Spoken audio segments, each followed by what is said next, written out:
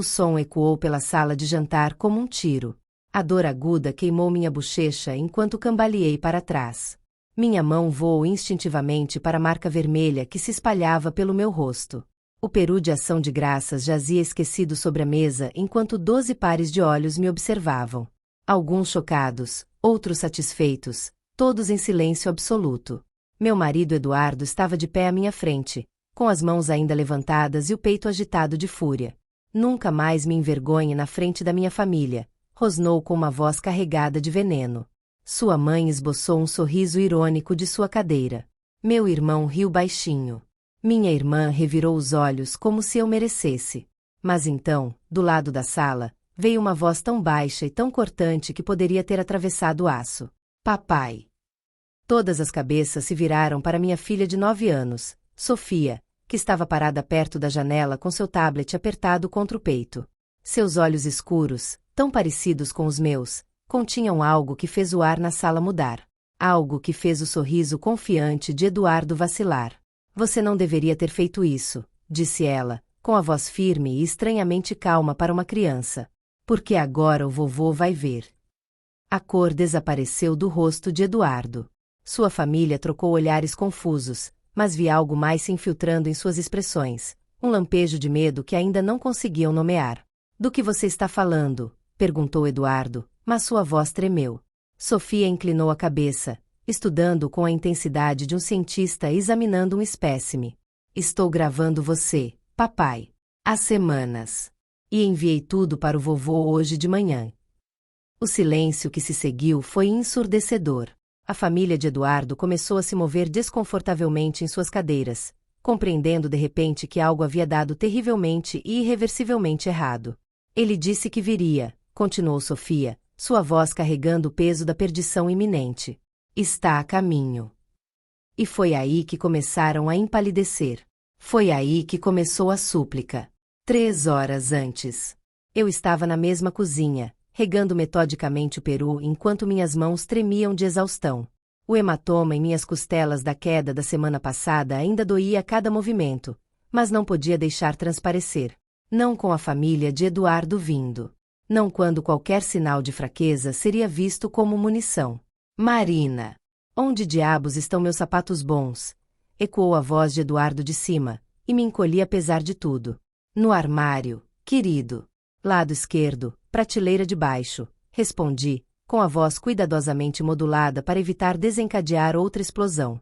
Sofia estava sentada no balcão da cozinha, supostamente fazendo lição de casa, mas eu sabia que me observava. Sempre me observava agora. Esses olhos inteligentes não perdiam nada.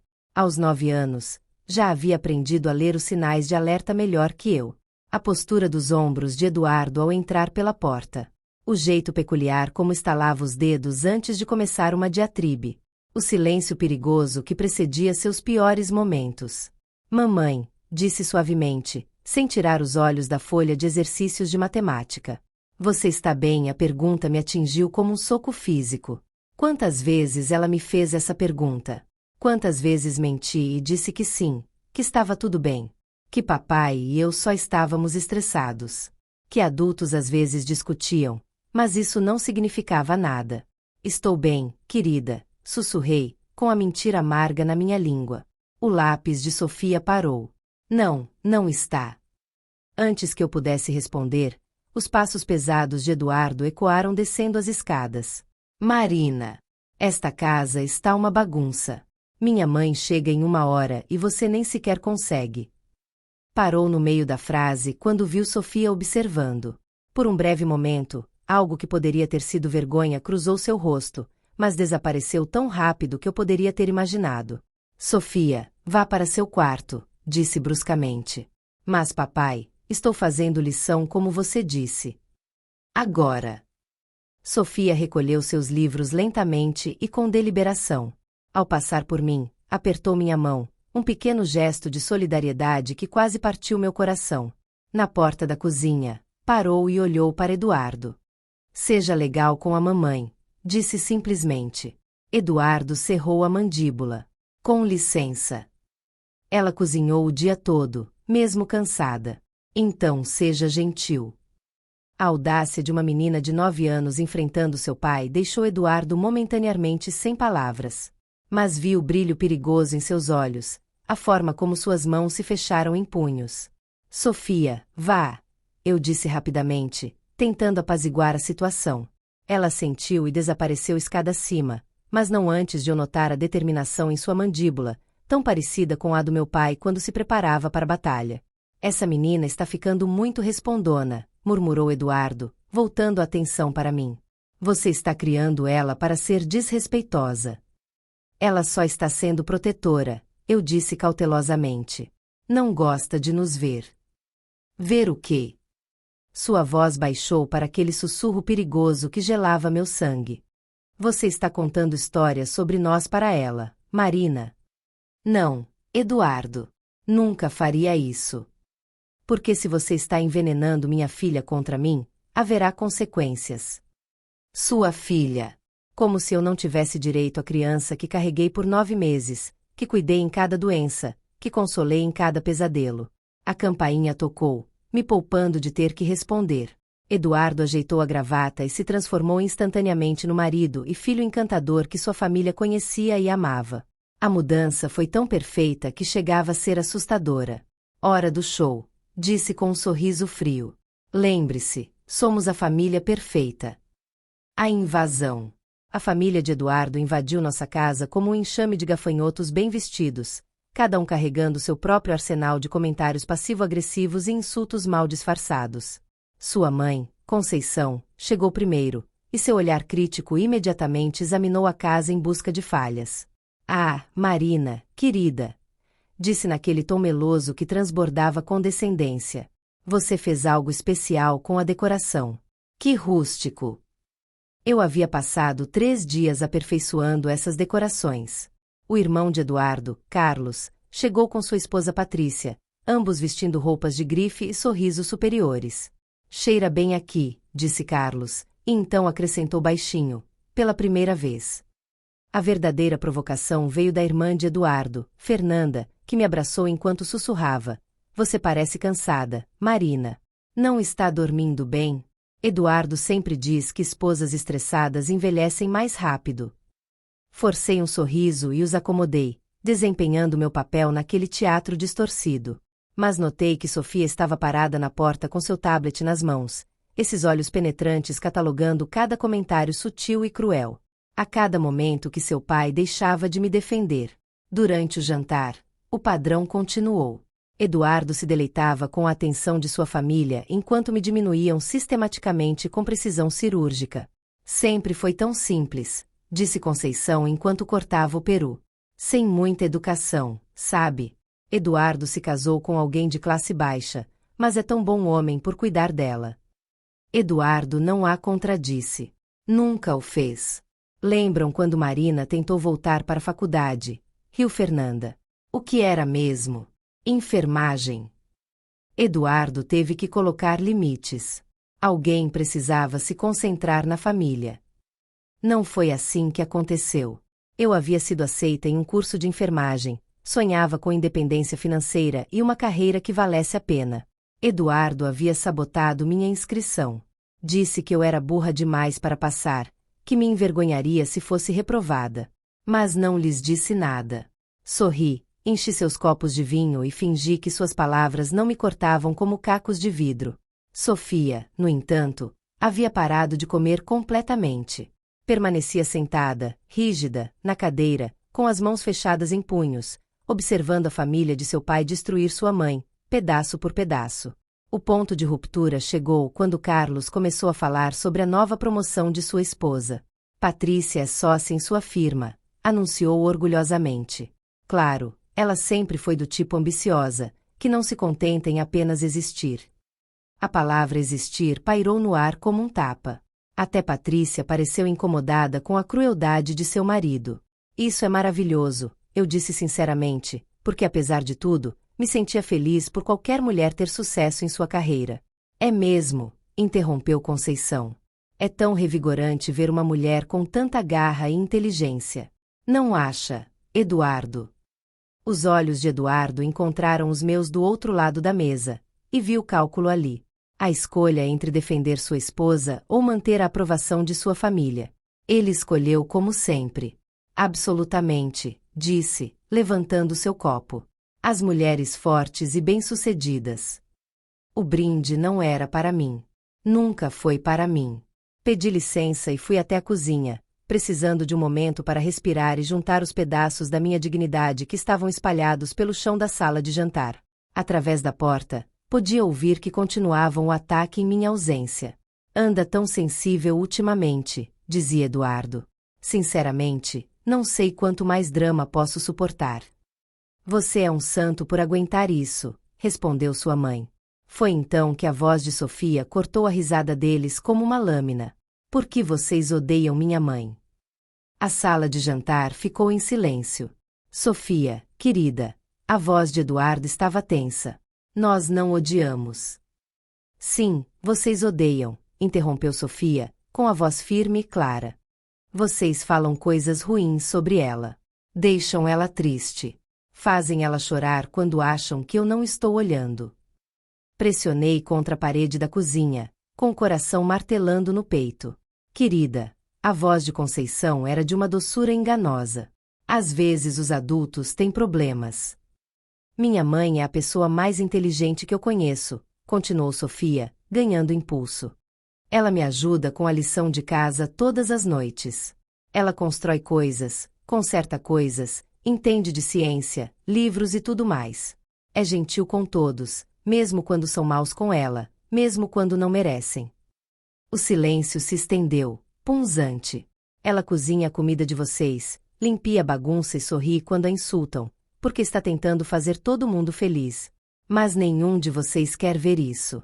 Vocês só veem alguém com quem querem ser cruéis. Sofia, chega. A voz de Eduardo continha um aviso. Não, papai.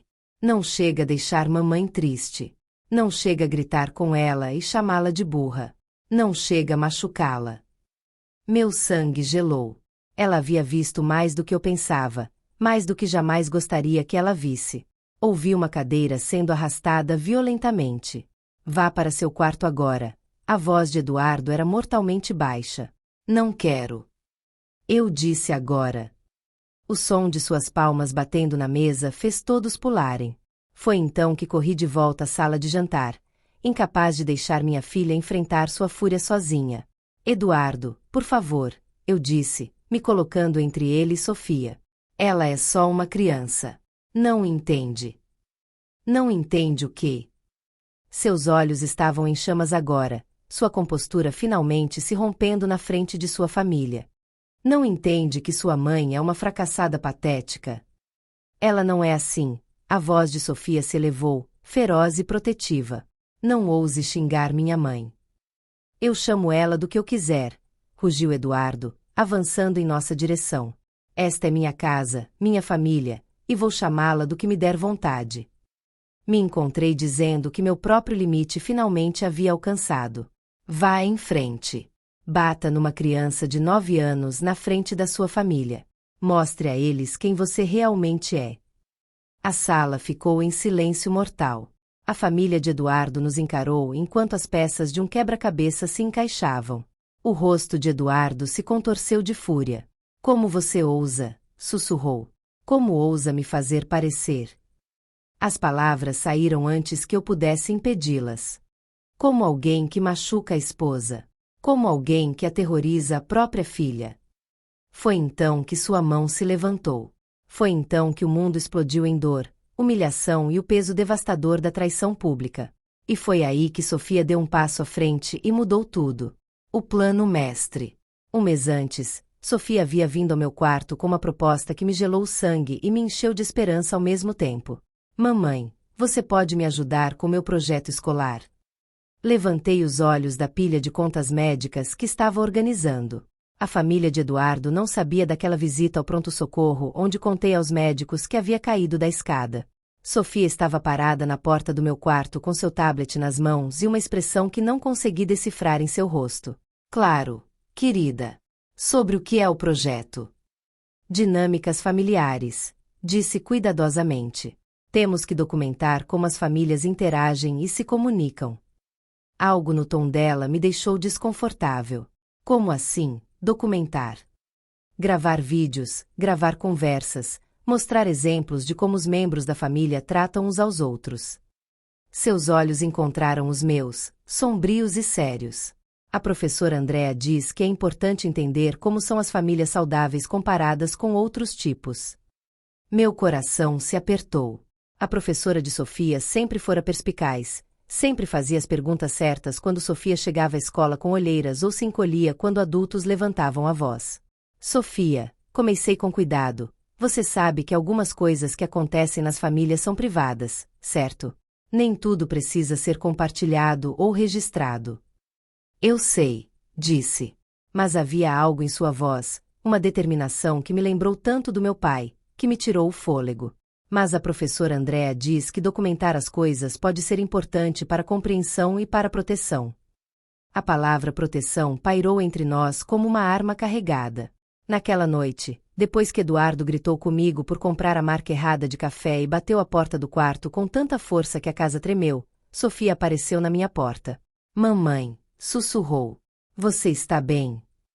Estava sentada na cama segurando uma bolsa de gelo no ombro onde ele havia me agarrado, deixando hematomas do tamanho de dedos que se esconderiam sob as mangas compridas no dia seguinte.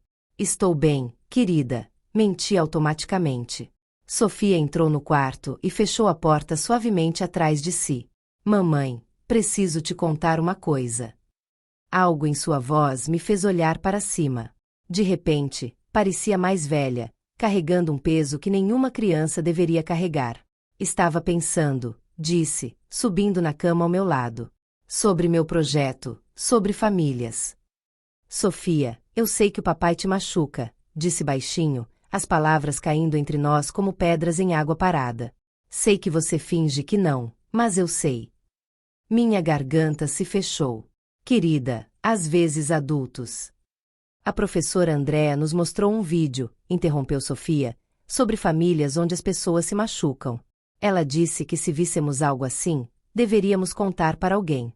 Alguém que pudesse ajudar. Sofia, você não pode. Eu tenho gravado, mamãe.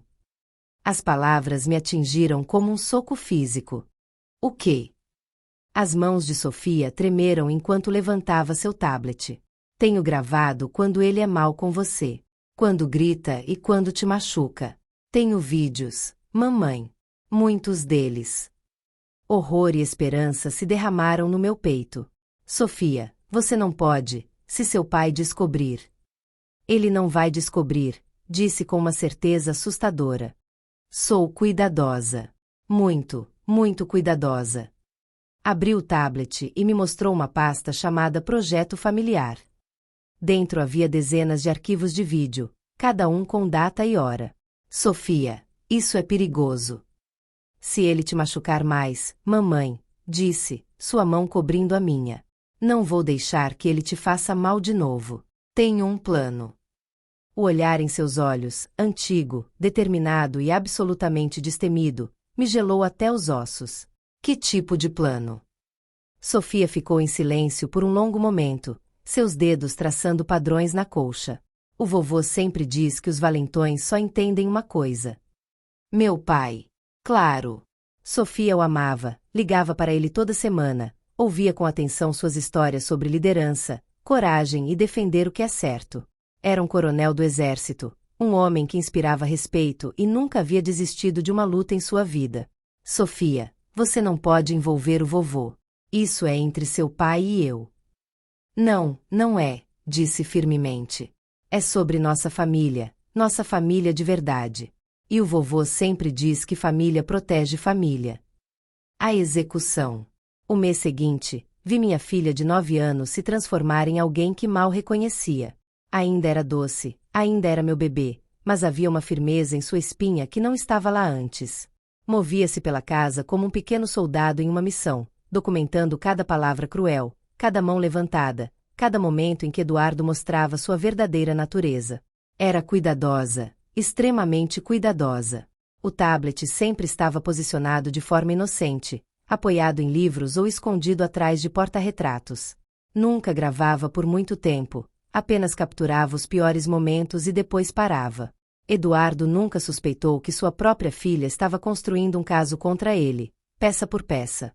2 semanas antes do Dia de Ação de Graças, Sofia fez sua primeira ligação para seu avô. Só descobri porque entrei em seu quarto para dar boa noite e ouvi sua voz através da porta. Vovô, o que você faria se alguém estivesse machucando a mamãe? Meu sangue gelou. Encostei o ouvido na porta, prendendo a respiração. O que você quer dizer, querida? A voz do meu pai era gentil, mas alerta, como quando sentia problemas. Só hipoteticamente. Se alguém estivesse sendo mal com ela. Muito mal. O que você faria? Houve uma longa pausa. Sofia, sua mãe está bem? Alguém está incomodando ela? É só uma pergunta, vovô. Para meu trabalho escolar. Outra pausa. Bem, hipoteticamente, qualquer um que machucasse sua mãe teria que responder para mim.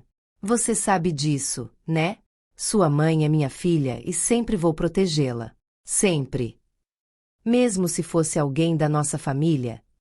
Especialmente então, a voz do meu pai era férrea. Família não machuca família, Sofia. Família de verdade se protege. Certo, disse Sofia, e pude ouvir a satisfação em sua voz. Foi o que pensei. Na manhã seguinte, Sofia me mostrou uma mensagem de texto em seu tablet. Havia enviado uma mensagem simples para meu pai, começando a me preocupar com a mamãe.